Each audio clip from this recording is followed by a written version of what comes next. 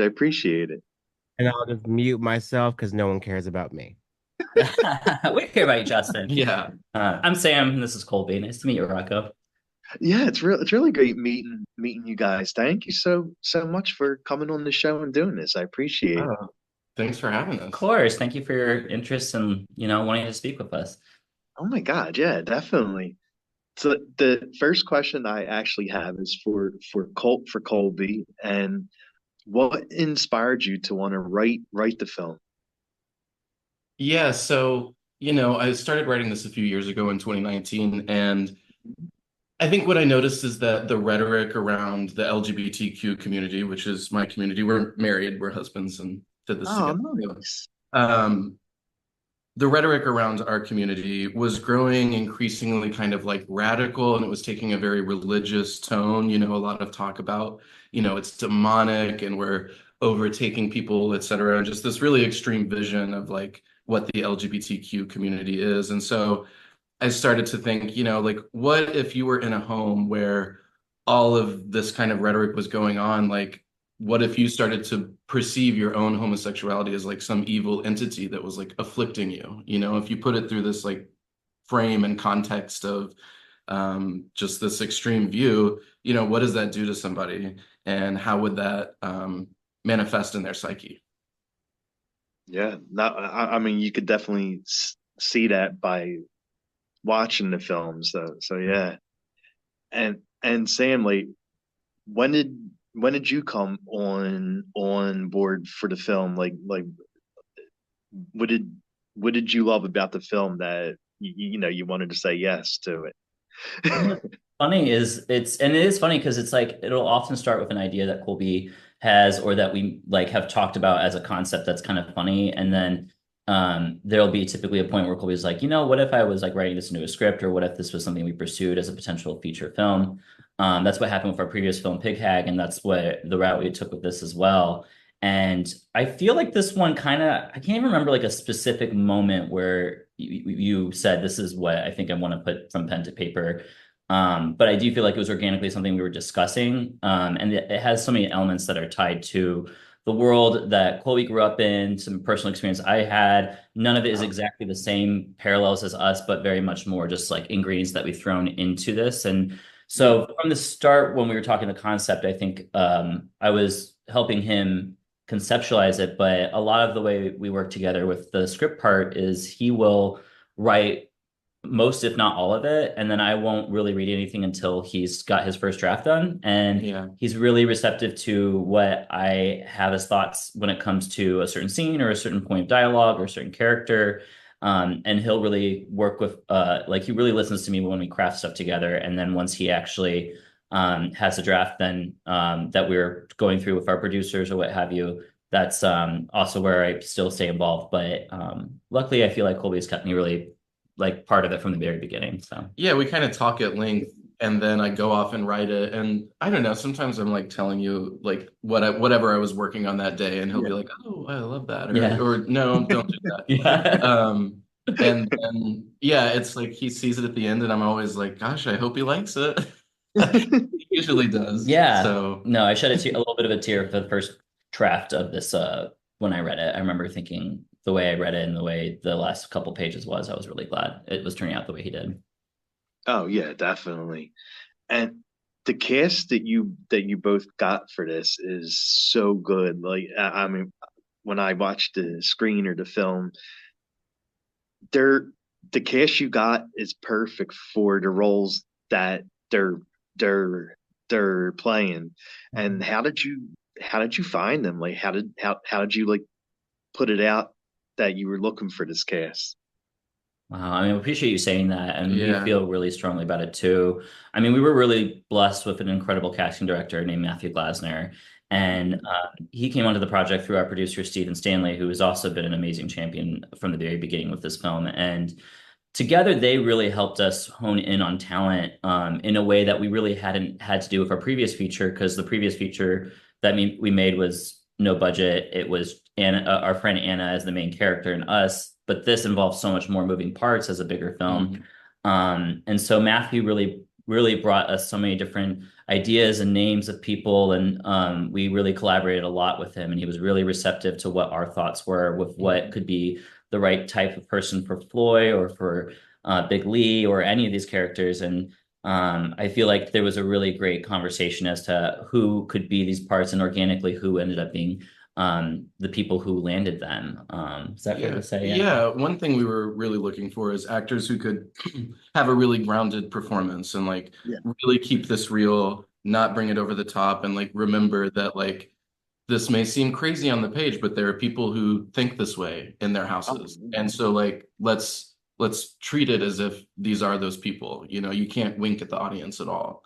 And so that was one of the biggest considerations I think we had. Mm-hmm. Oh wow, okay. And Jordan and Pablo, like they mesh so well. And how did they form that like really amazing bond that the fans that watch it see? Yeah, aren't they amazing? It's funny, they just are so organically Really, really able to be just such a great combination. And we did a few chemistry reads with them at first. Jordan was on the project earlier on, and Pablo was cast much closer to the actual start of the production. And we saw a few different, I mean, a handful of auditions, and Pablo stuck out immediately to us. I mean, his talent is just undeniable. And the way that he worked for Kyle was perfect. And once we saw their chemistry read, Colby and I knew this was just perfect. This is what we there was wanted. no question. Yeah. And it's funny because Jordan was the first actor that we cast, and as soon as we cast him, the pandemic hit. Yeah. Yeah. And then so it was just Jordan for a long time, and it was kind of like this buildup of like, who's Kyle gonna be? Like, Yeah.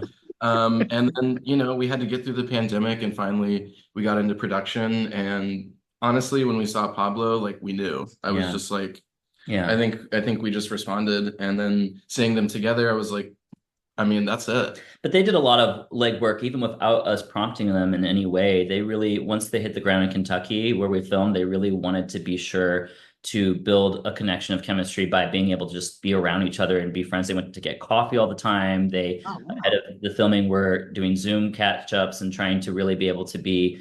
And this was completely on their own agency. And we were like, this is amazing that they actively really want to be sure to know who each other is. So by the time they were in Kentucky, they were friends. And I think that that friendship really seemed clear on screen, and the way that they just were so naturally able to respond with one another, collaborate with one another ahead of each scene, ahead of each week. We met with them either for dinner or coffee, and we would talk about like, what is our intention for this week? How do we want to go into this, making sure the movie is doing the right message? And they would share where they are with it. We would share where we are. We would talk about what our personal experiences are, what their perspective is. And it was just really collaborative. And we loved how natural that all was with them. So. Oh, sweet. And like what I like when the film first starts and stuff, like the first, like I would say hour of it, like you feel bad for Lee, because Lee is struggling and he wants to be gay. He wants to fall for Kyle, but then his strict parents and the pastor and everyone saying like, you're gonna go to hell, and then he sees and the scene where they're in the room, and Kyle and Lee are like sitting on the bed, and Kyle's basically, and Lee's telling his feelings, Kyle's saying his feelings back, and then they start kissing, making out, and he sees a demon instead of Kyle. So like he has like all this stuff planted in his head that if he acts on his feelings, that he's he's he's he's gonna be punished. And you really feel bad for Lee, because Kyle knows what he wants, and Kyle isn't ashamed of the person he is, but Lee is. Yeah, that's true. Yeah, and I appreciate you recognizing all that, because we do feel like it's such a road to shame that sometimes repression can put on someone who otherwise would be more conscious of their identity. And I know for myself personally in this story, I, was going through the coming out process. And, I was about 20 years old when I came out, which is 2010. And at that time, there was still a lot of shame around being outwardly gay, and there still is. And I think that that's one of those things, is that in the environments you're in, you can often find yourself easily feeling bad about who you are based also off of what people tell you how to feel about it. And before a kid sometimes is even conscious of their identity, there is suddenly all these people saying, this is a bad thing. So if you even think you're close to what this is, you should be aware that you are going to hell, or that you are someone who is bad. And growing up in a religious environment that, for myself, that was telling me a lot of things are wrong with me as a person, that really messed with my psyche in many ways, of otherwise being able to embrace myself more consciously, like a lot of kids do at the age of 16, 17, 18. I'm glad that I got through it. I'm glad I was able to be proud of who I am. I think this story is a cautionary tale of what that still does to people, and how much more extreme it is getting for those kids out there who are in these situations. Is there anything else you would say, Colby? Yeah, just that scene really is an exemplification of how like these two worlds can live right next to each other. Something that is very like natural and normal to Kyle is a really big deal for Lee. And I think that in that scene in particular, they're kind of like, although they're connecting, they're kind of like, sometimes I don't think that Kyle realizes how repressed of a situation Lee is in. Like, I think he knows, but I don't think he's particularly aware of like the danger behind it in that moment. And we found audiences being like obviously very charmed by the scene, but also knowing that like he's in a certain amount of danger, and you look at what happens directly after that scene, and it's like kind of your worst case scenario. And so, it's interesting because it's a sweet scene, but it's wrapped in something that is so hard to deal with. But it back to what I was saying, is that it confronts the idea that like we're in a time where these two ideologies can be living right next door to each other. They go to the same school. These two kids are alike in almost, every other way except for the environment that they're in at home. Yeah. Oh no, yeah, exactly. And like with Lee's father, big Lee, and the pastor, like after that, I mean, I don't want to give like a lot away about the film, but like after that scene, like he's basically, the pastor and the father are sitting down with Lee crying, basically telling him that if you can continue this path, like you're gonna die, and all this crazy stuff that they're telling Lee, and it's getting in his head, and he's actually trusting what they're saying. And the sad thing is, like, stuff like that really still happens yet. Truly. Yeah. That was a really hard scene to film because of the subject matter being so dark and really painful and heartbreaking to watch, and Jordan, I mean, every actor at that table really was, given everything and doing so good at just being able to know what this scene involved, knowing how to gracefully and safely go through it. Jordan was pouring his heart out every take after take. And I think that was one of those scenes for me personally. I felt like I was seeing the movie come to life, or what the movie was doing as a style and a purpose. Because in some ways the things they're saying, it just is so, it feels almost unbelievable, but it really does happen places, and it's heartbreaking and it's dark, and it's a horror aspect of its own. And there's not even a monster in that scene, Exactly. And Joe did such a great job playing him, and it's the total opposite of him on Stranger Things. On Stranger Things, he's this quiet, nice father, and over here he's this overbearing creep. Yeah, absolutely. I mean, that's something we really enjoyed hearing so far a lot lately, is that people are really amazed at how quickly the personality that they're used to with him in things like Stranger Things and Lisa Frankenstein dither away based off of seeing the first scene of him in this movie, and he takes on a completely different archetype, completely different role. And he's a chameleon, clearly can jump into anything. Well, I mean, he's just so real. It's like, it's like, I know that guy, you know what I mean? Like, I've totally seen that guy know exactly, and Joe knew who it was too. And that's why it was just like the perfect casting. It was like, we're completely aligned. You understand who this is. And like, that's just the best thing you can ask for as a director. Yeah. Nice. And what about the score? Like when I was watching the film, the score definitely had the creepy tone to it and everything. Like who did you wind up getting for the score for the film? Gosh, it's so funny because I believe you brought up the idea of Aaron Boudreau when we were in pre-production. Colby actually knew Aaron from back in the day. Yeah, Okay. back in college, and kind of like kept up with him online. He does wonderful music, part of several bands, and he performs as an artist called Mopodna. And I loved his music, Mhm. got addicted to it on Spotify and was listening to it a ton, like I think the summer before we went into production. And at a certain point, I was like, I need to show this to Sam. And then Sam loved it. Yeah, And then I was like, I think Aaron should do like Mopodna should do the soundtrack. yeah. And then we talked with Aaron and he was enthusiastic about it. And it was just, and particularly him and Sam had a very good lingo for being able to like land on what each segment needed to be like.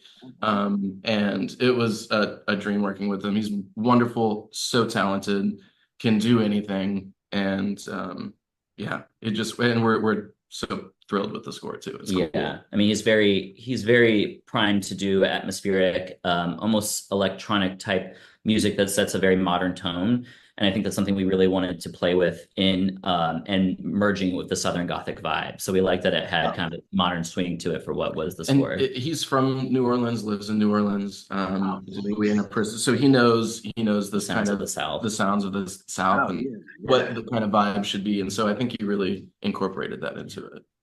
Wow, nice. And is there a certain scene do you both like most? Hmm. Oh my gosh, that's a great question.